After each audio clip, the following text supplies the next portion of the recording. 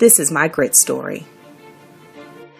My story started after I graduated from college and moved to the Big Apple.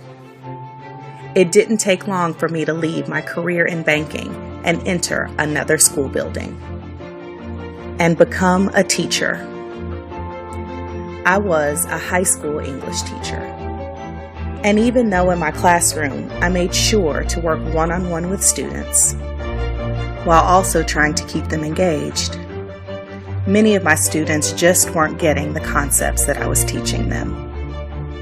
I felt like I was failing my students, but I didn't know what I could do differently.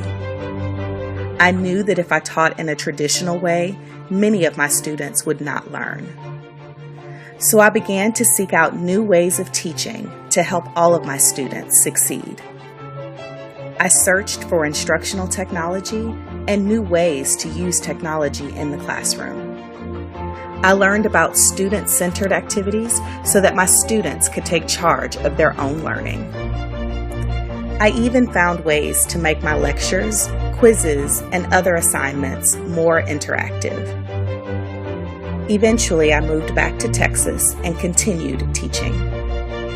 But with my newfound research, how I taught and how my students learned completely changed for the better.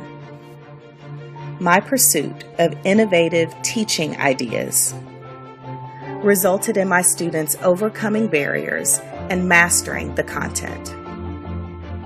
My research didn't only benefit my students. Anytime I found a new idea, tool, or technology, I found myself sharing it with another teacher.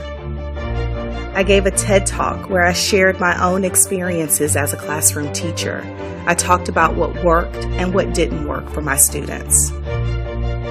I also developed a program where instructors will become familiar with and comfortable using various technology tools. And in my newest role, I will be able to share all of these ideas with an entire community of teachers. And I developed a website where I can share ideas and strategies for teaching for current teachers and future teachers.